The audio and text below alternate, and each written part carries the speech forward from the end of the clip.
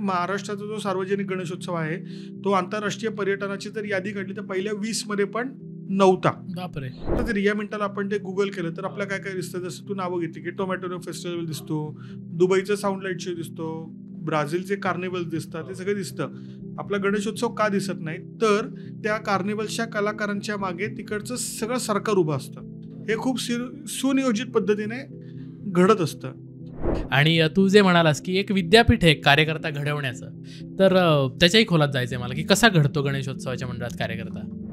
या गणेशोत्सवाचं असं वैशिष्ट्य आहे की ज्या ज्या कार्यकर्त्यांनी या गणेशोत्सवच्या चळवळीमध्ये मनापासून काम केलं, तर एखाद्या मॅनेजमेंट इन्स्टिट्यूटमध्ये लाखो रुपये फिया भरून पण जे शिक्षण घ्यायला मिळत नाही ते इथल्या गणेशोत्सवाच्या मंडळाच्या मांडवात मिळतं.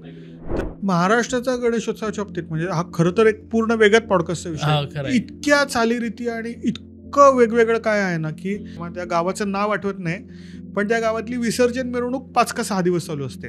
घरातला गणपती, चौकाचा गणपती, गावचा गणपती आणि आता जगात वेगळी मंडळं येतात. पण मग हे ऑर्गनाईज कसं करू शकतो आपण, म्हणजे इतकी मोठी जर त्याची व्याप्ती आहे तर ग्लोबल गणेशोत्सवाचं हे पण टार्गेट आहे की हे सगळं ऑर्गनाईज झालं पाहिजे. आता एकमेकांच्या मंडळांचे कार्यक्रम उपक्रम ह्याला सगळी मंडळं एकत्रितरित्या असतात. आणि मग आता ह्याची पुढची स्टेप काय असू शकते, तर ती म्हणजे ग्लोबल गणेश फेस्टिवल.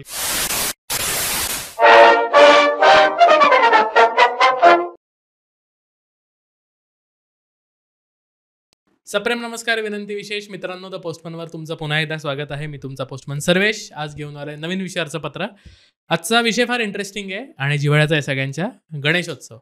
गणपती बाप्पा आपल्या सगळ्यांचं लाडकं दैवत आणि त्याचा जो उत्सव असतो तो आपल्या घरापासून म्हणजे गल्लीपासून दिल्लीपर्यंत, दिल्ली काय सगळ्या भारतभर आणि आता सगळ्या जगातही तो उत्सव जायला लागला आहे.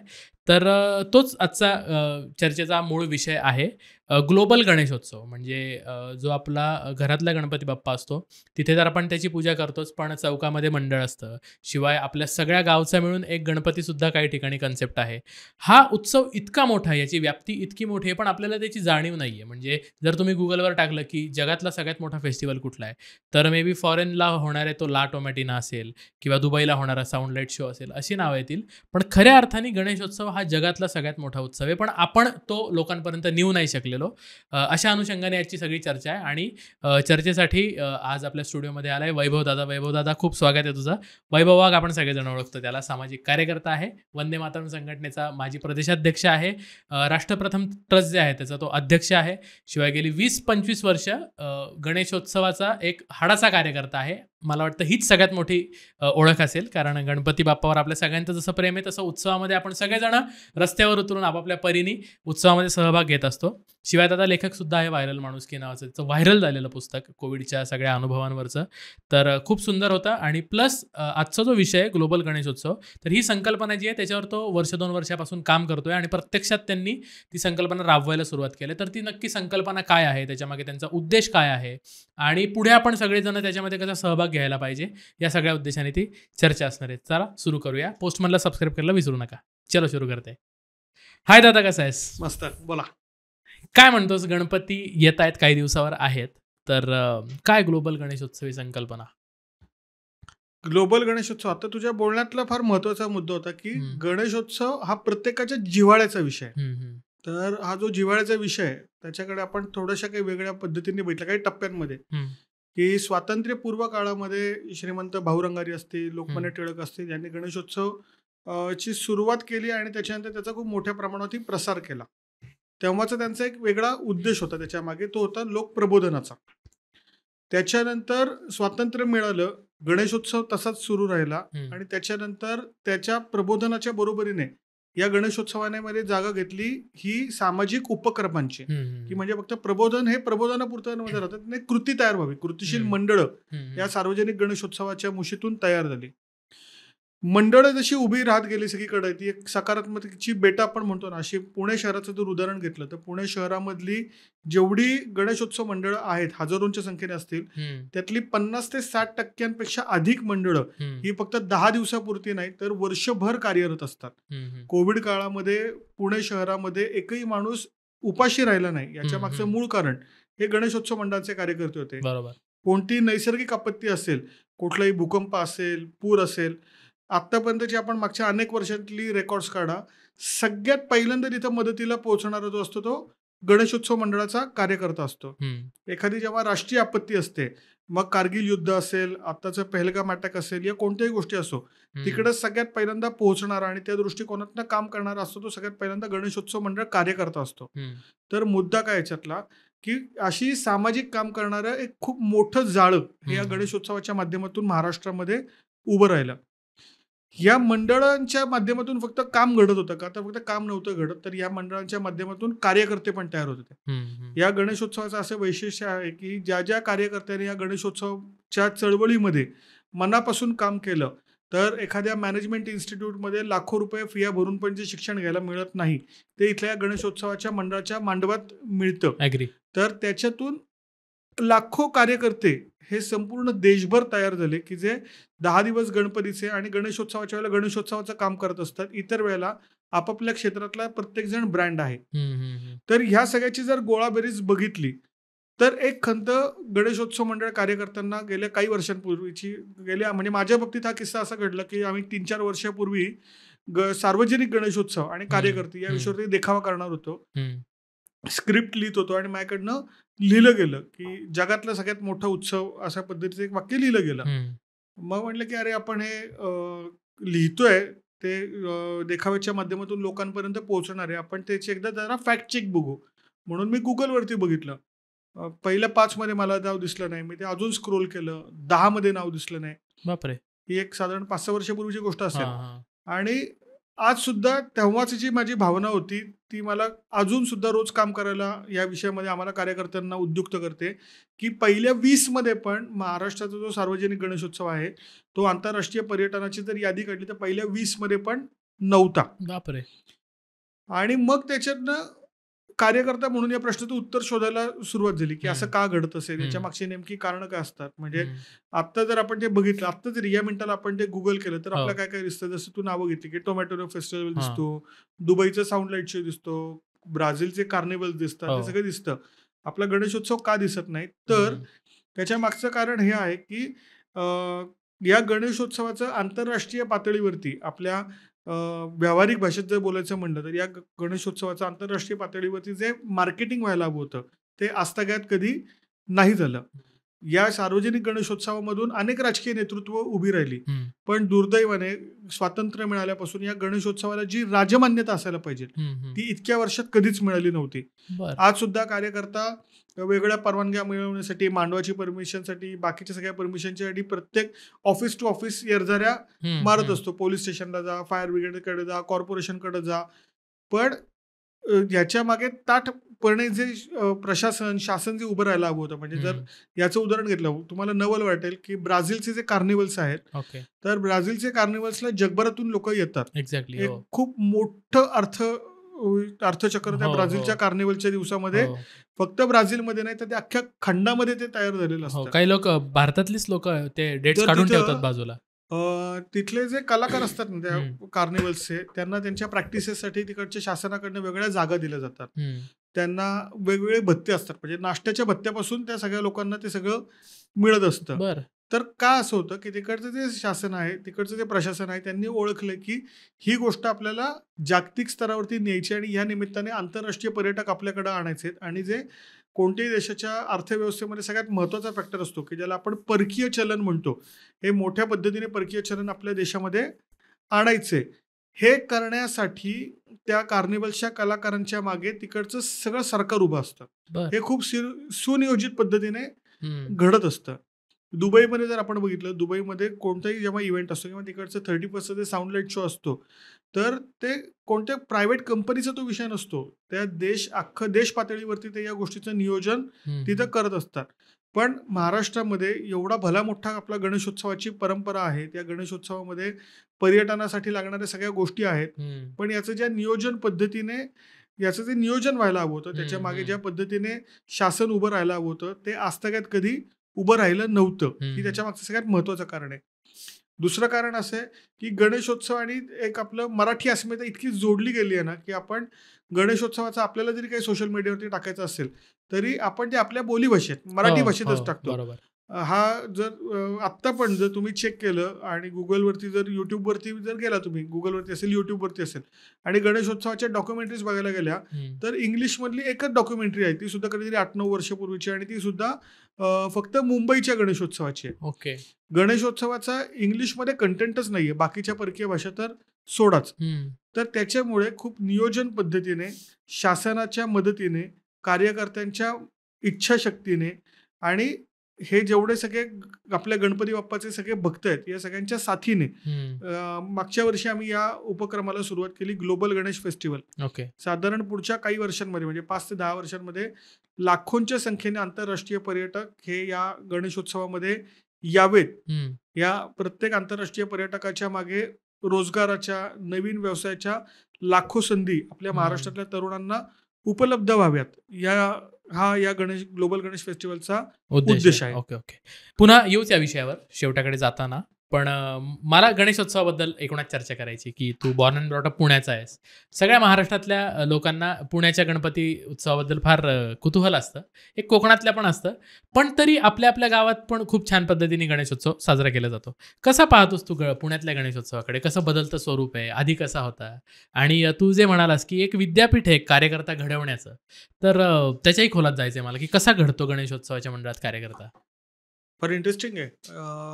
पहिल्यांदा जे मॅनेजमेंट स्कूल आहे ते म्हणजे मंडळ, त्या मंडळाबद्दल सांगतो की पहिल्यांदा जेव्हा स्वातंत्र्यपूर्व काळामध्ये गणेशोत्सव सुरू झाला, तेव्हा लोककला, कीर्तनं, भारुडं, हे असे सगळे, असं प्रत्येक ठिकाणी शास्त्रीय संगीताचे कार्यक्रम, भजनांचे कार्यक्रम या गणेशोत्सवाच्या माध्यमातून होत होते. त्याच्यानंतर एक गोष्ट आपल्याला मान्य करावी लागेल, त्याच्यानंतर एक खूप मोठा काळ हा गणेशोत्सवाच्या ऱ्हासाचा काळ आहे, आणि तेव्हा गणेशोत्सव भरकटत गेला अख्खा पूर्ण. आणि तो या लेवलला भरकटत गेला की हे जे असतील लोकमान्य टिळक, भाऊ रंगारी, या लोकांना जर कुठे त्यांचे आत्मे बघत असतील तर त्यांना पश्चाताप होत असेल की काय, की आपण हा उत्सव सुरुवात केला. पण साधारण सन 2000 नंतर हे जे चक्र असतं ते पुन्हा उलट्या दिशेने फिरायला लागलं. त्याच्यामधलं खूप महत्त्वाचं कारण आहे पुण्यातलं श्रीमंत दगडूशेठ हलवाई सार्वजनिक गणेशोत्सव मंडळ ट्रस्ट. दगडूशेठची देखाव्यांची एक स्पर्धा असते. त्या स्पर्धेमध्ये दगडूशेठने काय सुरू केलं, मंडळ जो देखावा करतोय त्या देखाव्याच्याच बरोबरीने मंडळाचं काही सामाजिक काम आहे का, याला त्यांनी काही एक्स्ट्रा पॉइंट्स द्यायला सुरुवात केली. अच्छा, ओके. आणि त्या स्पर्धेमध्ये पुण्यातली जवळपास सगळीच मंडळं भाग घेत होती.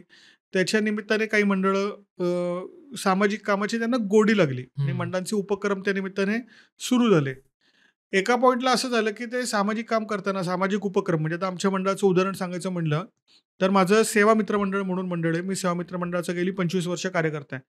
आम्ही अनाथ मुलांच्यासाठी मामाच्या गावची सफर नावाचा एक उपक्रम गेली 25 वर्ष चालवतो, 26-27 वर्ष आली. तो उपक्रम असा आहे की आपण उन्हाळ्याच्या सुट्टीमध्ये मामाच्या गावाला जात असतो, पण ज्या मुलांना त्यांचे आई वडील कोण हेच माहिती नाही, तिथं मामाचा तर प्रश्नच येत नाही. तर अशी जवळजवळ 250-300 अनाथ मुलं आपण दरवर्षी उन्हाळ्याच्या सुट्टीत आपल्या मंडळात आणतो.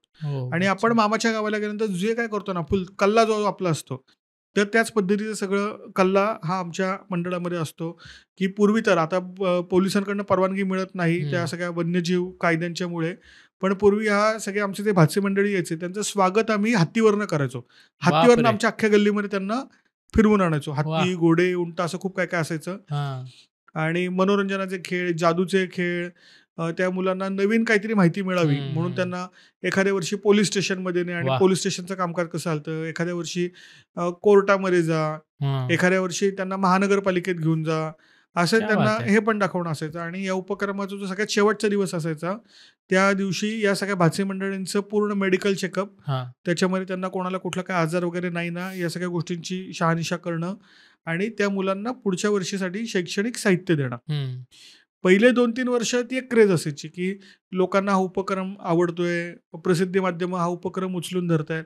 पण आहे ना, एक साधारण 3-4 वर्षानंतर आम्ही त्या गोष्टींच्या पलीकडे गेलो. म्हणजे आम्हाला असं आलं की पेपरला बातमी नाही आली तरी चालेल, आपल्याला ह्याच्यातनं बक्षिसाच्या दृष्टिकोनाला काही पॉईंट्स नाही मिळाले तरी चालेल.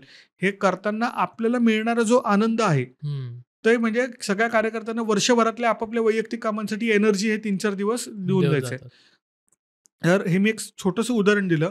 हेच सगळ्या गणपती मंडळातल्या सगळ्या कार्यकर्त्यांच्या बाबतीत घडलं, की गणपती मंडळ कार्यकर्त्यांना या गोष्टीची किडा तो जो आहे ना, तो असतो, की कुठं काय झालं की पहिले धावून जायचं.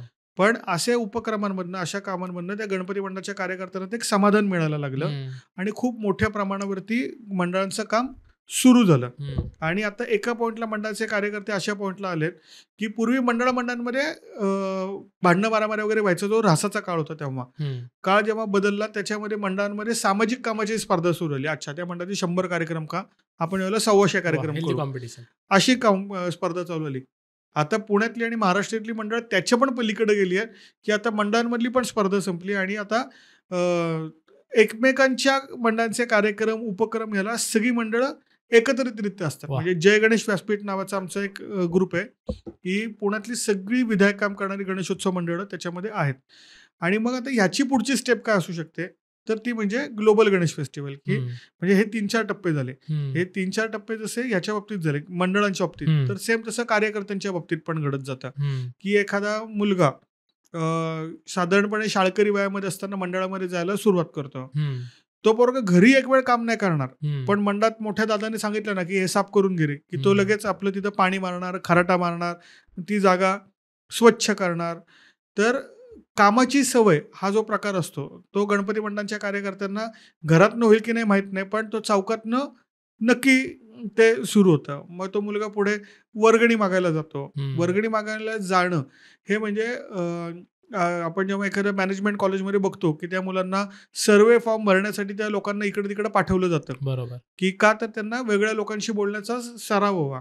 पण जो गणपती मंडळाचा कार्यकर्ता आहे तो जेव्हा वर्गणी मागायला जातो तेव्हा दर 5व्या मिनिटाला तो वेगळा स्वभाव असलेल्या माणसाशी बोलत असतो आणि त्या प्रत्येकाशी बोलताना त्याला माहिती असतं की आपल्याला ह्याच्याकडनं वर्गणी मिळवायची. एक्झॅक्टली. तर त्याच्यात तुमची कम्युनिकेशन स्किल डेव्हलप होतात. त्याच्यानंतर तुम्हाला ऍक्च्युअल एक्झिक्युशन करायचं असतं, की वर्गणी जमा झाली, तुम्हाला मांडव टाकायचा असतो, मंडळाचा अहवाल करायचा असतो, ह्या अनेक गोष्टी करायच्या असतात. त्याच्यातनं ह्या पद्धतीचं जे मॅनेजमेंट आहे ना, की ऍक्च्युअल ऑनफिल्ड काम करताना कसं करायचं त्या गोष्टी तयार होत असतात. तुम्हाला तुमची कार्यकारिणी करायची असतात, त्याच्यामध्ये तुमचं HR येतं, की कोणाला कोणकोणती कामं द्यायची. तुमचा फायनान्स येतो, की आपल्याकडे एकूण किती पैसे आहेत, किती खर्च करायचे आहेत, किती उभे करावे लागतील, हे सगळं गणित पूर्ण वेळ डोक्यामध्ये ठेवणं असतं. किंवा गणेशोत्सवाच्या कालावधीमध्ये किंवा या कामांच्या निमित्ताने तुमचा वर्षभर सगळ्या शासकीय यंत्रणांशी संबंधित असतो, की पोलीस असतात, महानगरपालिका असतात, या सगळ्या लोकांशी तुमचा संबंध येतो. तर त्याच्यातनं तुम्हाला नागरिक शास्त्र कळतं.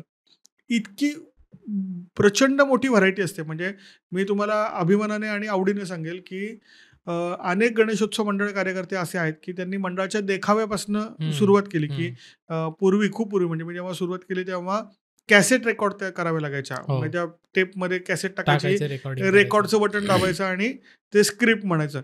इथपासून सुरू केलेली गोष्ट आज अनेक शिकत मग त्याच्यातनं पुढे पॉवर पॉईंट आलं, मग त्यातनं पुढे ऑडिओ व्हिज्युअल्स आले, मग ऑडिओ व्हिज्युअल्सला जिवंत रेखाव्यांची जोड देणं असेल, ही जी सगळी प्रक्रिया आहे ना, तर हे जे क्षेत्र आहे ना, युट्यूबर्स अनेक आत्ताचे जे आहेत किंवा ऑडिओ व्हिज्युअल क्षेत्रामध्ये खूप चांगलं काम करणारे लोक आहेत, हे सगळेजण घडले. त्याच्यातले बरेचसे लोक हे गणेशोत्सव मंडळांमध्ये आहेत. तर कार्यकर्ता घडवण्याची जी प्रक्रिया आहे ही मंडळांमध्ये ह्या पद्धतीने तयार होत असते. हे झालं तुमच्या काय म्हणू त्याला आपण स्वतःच्या वैयक्तिक ग्रोथ. त्याच्या बरोबरीने जेव्हा तयार झालेले चांगले कार्यकर्ते जेव्हा एकमेकांच्या नेटवर्किंगमध्ये एक नेटवर्क तयार होतं ना, एक जाळं तयार होतं. तर आजच्या घडीला मला तुम्हाला सांगायला आवडेल, की फक्त पुणे नाही, फक्त महाराष्ट्र नाही, तर अख्ख्या जगभरामध्ये गणेशोत्सवाच्या माध्यमातून तयार झालेल्या चांगलं काम करणाऱ्या कार्यकर्त्यांचं नेटवर्क आहे. ओके. अख्ख्या जगभरात आहे. म्हणजे किमान 100 पेक्षा जास्ती देशांमध्ये गणेशोत्सव साजरा होतो. आणि तिकडचे जे कार्यकर्ते आहेत ना, म्हणजे अमेरिकेत मंडळाचं काम करणारा कार्यकर्ता असेल, ऑस्ट्रेलियात मंडळाचं काम करणारा कार्यकर्ता असेल, फ्रान्समधला कार्यकर्ता असेल, यांचा जो मूळ ढाचा आहे ना, त्यांचा जो मूळ पिंड आहे तो त्या गणपती मंडळ कार्यकर्त्याचाच आहे. त्याच्यामुळे ह्या ढाच्यातनं तयार झालेले कार्यकर्ते आहेत ना, दुबईतनं म्हणजे गणपती मंडळाचा कार्यकर्ता जेव्हा दुबईमध्ये गेला, कोविड काळामध्ये त्यांनी दुबईमध्ये काम केलेलं आहे तिथल्या लोकांच्यासाठी. हे असं अमेरिकेत घडले, हे असं ऑस्ट्रेलियामध्ये घडलेलं आहे. आणि हे सगळे लोक आम्ही एकमेकांच्या संपर्कात असतो. तर हे नेटवर्किंग ही एक खूप मोठी ताकद आहे. आणि म्हणजे एक विधायक जाळं जे आपण म्हणतो ना, ते आता फक्त एका शहरापुरतं किंवा राज्यापुरतं मर्यादित न राहता ते अख्ख्या जगभरात पोहोचले. असा हा फार इंटरेस्टिंग प्रवास आहे अख्खा सगळा गणेशोत्सव मंडळं आणि गणपती मंडळातनं तयार होणारा कार्यकर्ता यांचा. म्हणजे व्यक्ती निर्माण करणारं एक काय म्हणतो विद्यापीठ म्हणायला पाहिजे गणेशोत्सव मंडळांना. पुण्यातल्या गणेशोत्सवाबद्दल सांग ना थोडंसं, की सगळ्यांना त्याबद्दल खूप अट्रॅक्शन आहे. काय काय भारी आहे पुण्यातल्या गणेशोत्सवामध्ये आणि पुण्यातल्या गणेशोत्सव का बरं एवढं फेमस आहे? पहिली गोष्ट तारे टिळक आणि भाऊरंगार यांनी सुरुवात केली म्हणून ते म्हणजे बीजारोपण इथनं झालं त्या उत्सवाचं. ते तर एक कारण झालंच म्हणून आयकॉनिक आहे ते सगळं मान्य आहे. पण कुठल्या गोष्टी पुणेकरांच्या स्वभावातल्या सुद्धा की या गणेशोत्सवाला ते सजवत गेल्या? पुण्यातला गणेशोत्सव तर आहे ना प्रत्येक रस्त्यावरती बदलणारा गणेशोत्सव आहे. हो, हो. म्हणजे जर आपण ह्याचा भाग बघितला, दगडूशेठ आणि ती जर लाईन सगळी अख्खी बघितली तर तिकडं मोठ्या आरास या गोष्टींची ते बघणारा वर्ग वेगळा आहे. पण त्याच्याच बरोबरीने आपण एक चौक अप्पळ चौक क्रॉस करून पलीकडे गेलो तर मधला जो एक पट्टा आहे तो सगळा वैज्ञानिक देखावे मांडणाऱ्यांचा आहे. म्हणजे मेहुणपुरा, जय हिंद ही जी सगळी मंडळ आहेत की तिकडं म्हणजे शास्त्रज्ञांना थक्क करतील किंवा त्यांना अभिमान वाटायला भाग पडतील की अरे यार आपण तिथे इस्रोमध्ये जे काम करत होतो ते इकडच्या एखाद्या गणपती मंडळाने एवढं डिटेलिंगमध्ये दाखवलंय. याच्यावरनं पुढे किस्सा सांगतोच मी. त्याच्यावरनं आपण पुढे गेलो की सगळ्यात जिवंत देखाव्यांचा पट्टा येतो. म्हणजे नारायणपेठेचा ती जी एक सगळी लाईन आहे तिकडे सगळे पौराणिक आणि ऐतिहासिक जिवंत देखावे असतात. त्याच्या पलीकडे जाऊन म्हणजे प्रत्येक ठिकाणचं वैशिष्ट्यच वेगळं आहे. तिकडनं आपण जर नवी पेठ आणि राजेंद्रनगर वगैरे त्या पट्ट्यामध्ये जर गेलो ना तर तिकडच्या गणपती मंडळांचं वैशिष्ट्य मला एक खूप कायम अधोरेखित होतं. तिकडे देखावा बघायला कदाचित लोक पोहोचत नसेल पण तिथल्या कार्यकर्त्यांचं बॉन्डिंग एवढं चांगलं आहे ना की तिकडच्या कार्यकर्त्यांनी गणेशोत्सव मंडळाच्या व्यासपीठाचा वापर करून त्यांचे जे नेटवर्क तयार झालं त्याच्यातनं त्या मुलांनी त्यांचे स्वतःचे व्यवसाय उभे केलेले आहेत. ते एक वेगळाच विषय. म्हणजे गणपती मंडळांनी कार्यकर्त्यांनी एकमेकांच्यासाठी तयार केलेलं व्यावसायिक नेटवर्क हा एक वेगळाच विषय. तर प्रत्येक गल्लीतला प्रत्येक ठिकाणचा वडारवाडी आणि तो जो सगळा पट्टा आहे तिकडं म्हणजे स्पीकर म्हणजे काय आपण ते सनबर्न किंवा कार्निवल्स बघू त्याच्यापेक्षा कैकपट मोठा कार्निवल ते तिकडं त्या पट्ट्यामध्ये चालू असतं. पुण्यातला प्रत्येक म्हणजे पुण्यातल्या कार्यकर्त्यांच्या बाबतीत ते म्हणलं जातं ना की पुण्यातला कार्यकर्ता अगदी अभिमानाने सांगत असतो की गणपतीचे 10 दिवस आम्ही आमच्या पप्पाचे पण नसतो, आम्ही फक्त आपल्या बाप्पाचे असतो. तर हा वाला जो फॅक्टर आहे ना तो पुण्यातल्या गणेशोत्सवामध्ये दिसतो. त्याचं दुसरं वैशिष्ट्य काय, पुण्यातला गणेशोत्सव हा फक्त आता मंडळ आणि कार्यकर्ते यांच्या पुरता मर्यादित नाही राहिला तर त्याला ढोल ताशा पथकं बरोबर ही एक नवीन जोड आलेली आहे त्याच्यामध्ये. म्हणजे आता ही पण आता नवीन नाही राहिली, आता पथकं पण जुनी आली. आता पथकं 30, 35 वर्षांची आली. पण ढोल ताशा पथकं म्हणजे आता जर आपण आहे ना जगभरामध्ये जर महाराष्ट्राला रिप्रेझेंट करायचं असेल तर आता तो ढोल ताशाच्या चिन्हाने महाराष्ट्राचं रिप्रेझेंटेशन जगामध्ये होतं. ही ढोल ताशा पथकं जगभर पोहोचलेत. म्हणजे खोटं वाटेल अमेरिकेमध्ये 20 का 25 ढोल ताशा पथक आहेत. दुबईत 3 ढोल ताशा पथक आहेत. बर्लिनला जे ढोल ताशा पथक आहे रमणबाग पथक त्याच्याबरोबर देशाचे पंतप्रधान मोदीजींनी त्या पथकाबरोबर वादन केलंय. तर ते पण अख्खं जगभर पोहोचलंय. त्याच्या पुढे जाऊन सांगतो की पथकं जशी जगभर पोहोचले ना तसे जगभरातले लोक आंतरराष्ट्रीय युवक युवती ढोल ताशासाठी महाराष्ट्रात यायला सुरुवात झाली. म्हणजे युवा वाद्य पथकामध्ये एक 7-8 वर्षापूर्वी मारिका स्ट्रॉ नावाची एक अमेरिकन मुलगी होती. ती तिच्या कुठल्या तरी एका वेगळ्या प्रोजेक्टसाठी म्हणून महाराष्ट्रामध्ये आली होती आणि ती ज्या फॅमिलीमध्ये राहत होती त्या होस्ट फॅमिलीतल्या लहान मुलांना पथकात सोडायला म्हणून ती आली. तिने पहिले 1-2 दिवस ते बघितलं. तिला ते एवढं आवडलं. तिसऱ्या दिवशी तिने होऊन विचारलं की मी प्रॅक्टिसला इथं येऊ का, मी शिकू का. तिने शिकायला सुरुवात केली. शिकत तिने असा टप्पा गाठला की ती फक्त वादन नाही शिकली तर ती मराठी भाषा, मराठी संस्कृती, मराठी चालीरीती हे सगळं ती शिकली. आणि एवढ्यापुरतं तिचं मर्यादित नाही राहिलं. तिने भारत सोडायच्या अगोदर तिने पुण्यातल्या 1000 पेक्षा जास्ती ढोल ताशा पथक वादक मुलं मुली यांच्याशी ती बोलली. तिने ती एक प्रश्नावली तयार केली होती. त्याच्यातनं तिने तिचा एक नवीन प्रोजेक्ट तयार केला आणि अमेरिकेतल्या एका म्युझिक युनिव्हर्सिटीमध्ये तिने तो सादर केला. क्या बात आहे. की एका शहराचा बदलता चेहरा म्हणजे ही ढोल ताशा पथकं आणि म्युझिकल इन्स्ट्रुमेंट होऊ शकतात असं तिने अमेरिकेतल्या एका विद्यापीठामध्ये ते सादर केलं. आता त्याला ह्याची पण जोड मिळते मर्दानी खेळांची की हे जे कॉम्बिनेशन आहे मंडळ पथकं आता मर्दानी खेळ. मागच्या वर्षी श्री शिवाजीराजे मर्दानी आखाडा म्हणून पुण्यातलंच एक मर्दानी खेळांचं पथक आहे. जर्मनीची एक मुलगी आणि इटलीची एक मुलगी 1 महिनाभर तिथे अगोदर फक्त आपले सगळे मर्दानी खेळ शिकायला आल्या होत्या आणि त्या मुली आता विसर्जन मिरवणुकीमध्ये आपले जे सगळे दांडपट्टा, तलवारबाजी आणि हे जे सगळं मर्दानी खेळ आहे याची प्रात्यक्षिकं त्या करत होत्या. तर या सगळ्याचं साधारण कायपणे निघतं की हे जगाला भुरळ घालण्याचं पोटेन्शियल या गणेशोत्सवामध्ये आहे आणि आता त्याचा वापर करून ते योग्य पद्धतीने जगापर्यंत पोचवून अख्खं जग गणेशोत्सवामध्ये म्हणजे आंतरराष्ट्रीय पर्यटक, आंतरराष्ट्रीय भाषा, आंतरराष्ट्रीय चलन, आंतरराष्ट्रीय व्यवसायाच्या संधी या महाराष्ट्रामध्ये आणून महाराष्ट्राचं सक्षमीकरण याच्यासाठी गणेशोत्सवासारखा चांगलं काय म्हणतो आपण वरद असतं दुसरा कुठलाच नाही. ओके, क्या बात आहे. तू काहीतरी मेहुणपुराचं नाव घेताना म्हणला होता, एक किस्सा सांगेन काहीतरी, तो राहिला. हो, माझी अगदी जेव्हा सुरुवात होती ना गणेशोत्सव मंडळ कार्यकर्ता म्हणून, तर 2000 मला एक्झॅक्ट वर्ष नाही आठवत, पण विकसित भारत 2020 या विषयावरती देखावा करायचं आमच्या मंडळामध्ये ठरलं. तेव्हा ही काहीच माध्यमं नव्हती, म्हणजे असं खूप इंटरनेटचं अगदी इझिली आता आपण बसल्या बसल्या गुगल करतो ना तसले प्रकार तेव्हा काही नव्हते. म्हणजे एखाद्या कुठल्या तरी मित्राच्या कॉर्पोरेट कंपनीमध्ये एखादा कॉम्प्युटर असायचा की जिकडे इंटरनेट असायचं. मग रात्री ऑफिस बंद झाल्यानंतर त्या मित्राने बॉसचा विश्वास संपादन करून किल्ली स्वतःकडे मिळवलेली असायची. मग रात्री असं हळूहळू त्याच्या ऑफिसमध्ये जायचं, ते इंटरनेट चालू करायचं आणि काहीतरी डेकोरेशनसाठी काहीतरी माहिती मिळतीये का हे इंटरनेटवरनं शोधणं, एवढं जुन्या काळातलं मी सांगतोय. तेव्हा आम्ही विकसित भारत 2020 या विषयावरती देखावा करायचं ठरलं होतं आणि तेव्हा अब्दुल कलाम राष्ट्रपती होते. हा त्यांचाच विषय ना अब्दुल कलामांचा.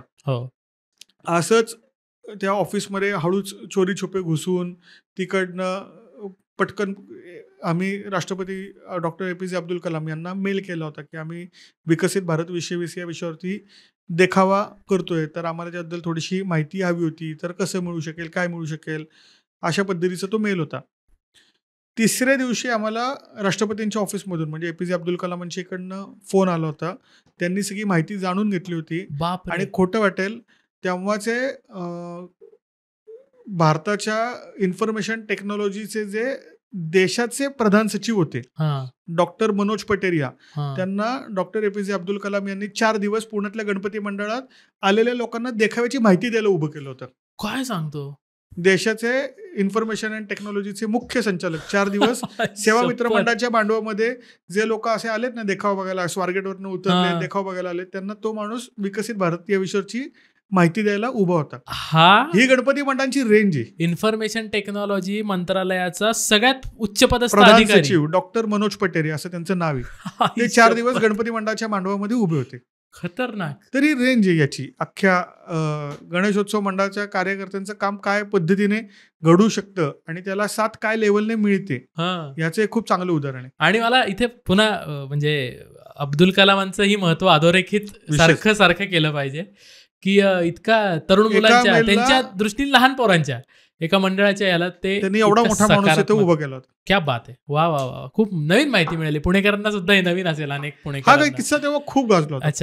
तेव्हा. अच्छा, वा. म्हणजे तेव्हा कलाम साहेब कदाचित ते पण मंडळात आवर्जून आले असते, पण ऑफकोर्स ते राष्ट्रपती होते आणि आमचं हे जे सगळं होतं ते खूपच सगळं शॉर्ट नोटीसवरचा उद्योग होता. पण त्याची लिंक अशी आहे की म्हणजे आता APJ अब्दुल कलाम यांच्यावर सांगायला आवडेल, त्याच दरम्यान आमचं ते कम्युनिकेशन झालं तेव्हा त्यांना आम्ही आमचं एक पुस्तक दहीहंडी नावाचा उपक्रम असतो त्याची माहिती दिली होती आणि त्याच्या पुढे सलग 2-3 वर्ष डॉक्टर APJ अब्दुल कलाम पुस्तक दहीहंडीला पुस्तकं पण पाठवत होते. क्या बात आहे. हा सहीच. वा, खूप भारी होता यार किस्सा खरंच. Okay, back to the topic. Global Ganeshotsav महाराष्ट्रातल्याच वेगळ्या वेगळ्या भागांमध्ये खूप सुंदर गणेशोत्सव. आपली जी चर्चा चालू होती मगाशी, तर तू फार छान छान आस्पेक्ट सांगत होता, वेगळे वेगळे जे भौगोलिक परिभाग आहेत. तर I want to repeat that again on. म्हणजे महाराष्ट्राचा गणेशोत्सवाच्या बाबतीत म्हणजे हा खरं तर एक पूर्ण वेगळाच पॉडकास्टचा विषय. इतक्या चालीरीती आणि इतकं वेगवेगळं काय आहे ना की पण अगदी वरच्यावर जर ते बघायचं म्हणलं तर कोकणातला जो गणेशोत्सव आहे ना त्याला त्याच्यात धार्मिक गोष्टी खूप जपल्या जातात आणि त्या धार्मिक गोष्टींमध्ये वेगळेपण आहे. म्हणजे आता त्या गावाचं नाव आठवत नाही, पण त्या गावातली विसर्जन मिरवणूक 5 का 6 दिवस चालू असते. काय सांगतो? हा, म्हणजे ती अशी ती मिरवणूक म्हणजे छोटासाच गणपती असतो आणि तो दररोज एकेका घराची आरती आणि एकेका घराचा प्रसाद घेत हळूहळू पुढे जात असतो आणि मग 5-6 दिवसांनी तो गणपती विसर्जित होतो. पुण्याच्या बाबतीतलं तर ढोल ताशा पथकं, मंडळ, मर्दानी खेळांचे आखाडे हे ते एक वेगळे वैशिष्ट्य आहे. पश्चिम महाराष्ट्रामध्ये आता हळूहळू जिवंत देखावे हा एक वेगळा विषय लागलाय. लातूरचं एक मंडळ आहे, त्यांचे तुम्ही विसर्जन मिरवणुकीचे कॉस्ट्युम्स बघा. लातूरचा बाप्पा नावाचं ते मंडळ आहे, इतकं कमाल आहे ना. म्हणजे असे जे एकदम बिग बजेट सिनेमे कसे असतात ना, ते त्याची व्हिज्युअल्स कशी दिसतात ना, तशी त्या लातूरच्या मंडळाची व्हिज्युअल्स दिसत असतात. मुंबईच्या गणेशोत्सवाची तर एक ताकदच वेगळी आहे. म्हणजे मुळात मुंबईमध्ये जगभरातले लोक ह्या त्या निमित्ताने असतातच, ते या गणेशोत्सवामध्ये सहभागी असतात. तिथं समुद्रामध्ये गणपती विसर्जन करायची पद्धत आहे की जी पुण्यामध्ये नाही. पुण्यामध्ये हौद असतो, त्यामुळे छोटीशी मूर्ती असते. मुंबईमध्ये मोठ्या मोठ्या मूर्ती असतात आणि त्या तिकडे विसर्जित होत असतात. पण जिथल्या मिरवणुकीचं एक वेगळं वैशिष्ट्य आहे. मुंबईमध्ये ढोल ताशा पथकं ही आत्ता आली या 4-5 वर्षांमध्ये, पण शालेय बँड्स ते तिकडे असतात. आर्मी बँड त्या गणपती मंडळांच्या मिरवणुकीला सलामी द्यायला असतो. पोलिसांचे बँड मुंबईतल्या विसर्जन मिरवणुकीमध्ये असतात. पुण्यामध्ये हे नसतं. तर मुंबईच्या गणेशोत्सवाची ती एक वेगळीच खासियत आहे. तर एवढी व्हरायटी कुठल्याच उत्सवामध्ये, मी खूप जबाबदारीपूर्वक बोलतोय, जगातला असा कुठलाच उत्सव नाही, कुठल्याच धर्माचा असा उत्सव नाही की ज्या उत्सवामध्ये, किंवा हिंदू धर्मामध्ये पण असा कुठलाच उत्सव नाही की गणेशोत्सवामध्ये भौगोलिक दृष्ट्या जेवढी व्हरायटी आहे तेवढी व्हरायटी असलेला उत्सव जगाच्या पाठीवरती दुसरा कोणता नाही. हे फक्त सादरीकरणाच्या बाबतीत नाही, तर ते प्रत्येक लेवलला. म्हणजे गणेशोत्सवामध्ये जर तुम्हाला वैयक्तिक जे लोकांना अध्यात्माची आवड असते, तर त्यांना आध्यात्मिक कंटेंट गणेशोत्सवामध्ये आहे, ते लोक त्याच्यामध्ये रमतात. ज्या लोकांना याच्या काशीचीच काय नाही, त्यांना धांगडधिंगा हवा आहे, त्यांच्यासाठी साऊंड सिस्टीमच्या भिंती आणि ती कार्निवल्स ते पण आहे. ज्या लोकांना ह्या दोन्हीमध्ये काही इंटरेस्ट नाही, पण त्यांना प्रसाद की म्हणजे खाणे जे आपण म्हणतो ना, फूड किंवा त्याच्याशी रिलेटेड टुरिझम रिलेटेड जो प्रकार आहे, तर त्यांना मोदकासारखी गोष्ट आहे की ते फॉरेनर लोक, मागच्या वर्षी आम्ही 250 फॉरेनर्सला घेऊन गणेशोत्सव दाखवतो. मोदक खाऊन येडे झाले होते ते लोक की त्यांना असं की अरे काय हे, आणि आपण एवढे मोठे आलो तरी आत्तापर्यंत आपल्याला माहिती कसं नव्हतं. मागून मागून त्यांनी मोदक आणि पुरणपोळीवरती जो ताव मारला होता, ते म्हणजे आम्ही असं बघून अरे हा गाडी थांबतच नाही, सुरूच आहे, एकावर एक हवंच आहे. तर हे आपल्याला जगभर, आपल्याला जगाच्या भाषेमध्ये हे पोहोचवायचं आहे, आणि त्याच्यासाठी आता ग्लोबल गणेश फेस्टिवलच्या आणि आमचा हा सगळा प्रयत्न चालू आहे. मगाशी मी जे म्हटलं की मी ही ताकद खूप मोठी आहे. म्हणजे घरातला गणपती, चौकाचा गणपती, गावचा गणपती, आणि आता जगात वेगळी मंडळं येतात. पण मग हे ऑर्गनाईज कसं करू शकतो आपण? म्हणजे इतकी मोठी जर त्याची व्याप्ती आहे, तर ग्लोबल गणेशोत्सवाचं हे पण टार्गेट आहे की हे सगळं ऑर्गनाईज झालं पाहिजे, किंवा हे सगळं एका छताखाली आलं पाहिजे, असं काही आहे की असं काही नाहीये? नाही, ते एका छताखाली नाही आलं तरी चालेल. ओके. कारण की मुळात सार्वजनिक गणेशोत्सव ही एक लोक चळवळ आहे, तर ती लोक चळवळच राहिली पाहिजे. त्याच्यामुळं हे एका छताखाली येऊ नये असं माझं वैयक्तिक मत आहे. ओके. ती लोक चळवळीसारखीच ठेवावी. लोक जेव्हा त्याचा स्प्रेड असतो तेव्हाच ती फुलते त्या पद्धतीने. तर याच्यामध्ये काय म्हणू त्याला आपण, ही लोक चळवळ राहण्यासाठी प्रत्येकाच्या ज्या आपण काय काय करू शकतो त्या खूप छोट्या छोट्या गोष्टी आहेत की याच्यामध्ये आता आपले सगळे सोशल मीडिया इन्फ्लुएन्सर्स असतील, त्यांची भूमिका याच्यामध्ये महत्वाची आहे. त्याच्याच बरोबरीने आपल्याकडे जेव्हा आंतरराष्ट्रीय पर्यटक येतील तेव्हा तो गणपती मंडळाचा जो कार्यकर्ता तिथे चौकात उभा असणार आहे, आपण या माणसाला आलेल्या काय पद्धतीने ट्रीट करतोय, काय पद्धतीने रिसीव्ह करतोय, याच्यावरनं जगाला मेसेज जाणार आहे. आपण आपल्या चौकात आलेल्या आंतरराष्ट्रीय माणसाशी कसं बोलतो याच्यावरनं तिथं आपण आपलं मंडळ नाही रिप्रेझेंट करतो, तिथं आपण आपला देश रिप्रेझेंट करतोय. तर अशा गोष्टी आहेत. किंवा जे लोक आपल्याकडे येतील तर त्या लोकांना, जे रस्त्यावरचे जे आपले लोक आहेत गणेशोत्सव बघणारे, ते काय पद्धतीने त्यांना आपल्या सामावून घेत आहेत, त्यांना काय पद्धतीने एक सुरक्षितेचा पण फील त्याच्यामध्ये देत आहेत, हे त्याच्यावरती अवलंबून असणार आहे. आणि जो तुझा मूळ प्रश्न होता याच्यातला, की ह्याच्यातनं गोष्टी ही प्रोसेस आहे, त्याच्यामुळं मागच्या वर्षी आम्ही सुरुवात केली आहे. याचे फलनिष्पत्ती म्हणजे याची फळं आपल्याला 5 वर्षानंतर, 10 वर्षांतर, 15 वर्षांनी दिसायला सुरुवात होईल. ही प्रोसेस पण त्याच पद्धतीने जाईल. म्हणजे आता ग्लोबल गणेश फेस्टिवल सुरू केला तर जेव्हा आपण त्या लोकांना घेऊन रस्त्यावरती फिरतो, तर त्यातल्या ज्या महिला आहेत त्यांना जर पटकन जर वॉशरूमला जायचं असेल तर जायचं कुठं, टॉयलेट्स त्या काळामध्ये अवेलेबल नसतात.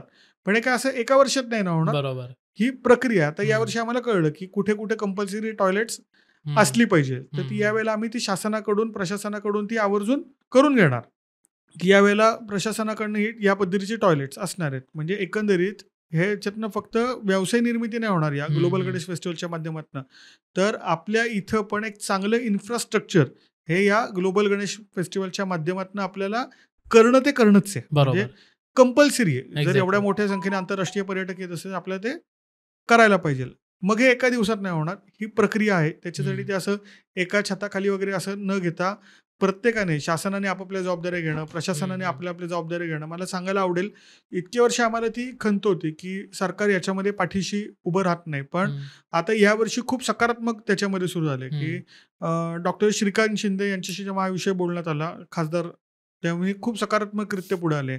महाराष्ट्राचे पर्यटन मंत्री शंभूराज देसाई, जेव्हा त्यांना विषय कळला, त्यांनी लगेच मंत्रालयामध्ये आदेश दिले की या सगळ्या विषयावरती काय काय आपल्याला होऊ शकेल तर तयार करा, प्रस्ताव द्या. महाराष्ट्र शासन याच्या पाठीशी उभं असणार आहे. उच्च शिक्षण आणि तंत्रज्ञान मंत्री चंद्रकांतदादा पाटील, चंद्रकांतदादांनी सांगितले की पुण्यातल्या शिक्षण घेणाऱ्या 1000 आंतरराष्ट्रीय विद्यार्थ्यांना ते त्यांच्या पद्धतीने गणेशोत्सव दाखवणार त्यांच्या वतीने.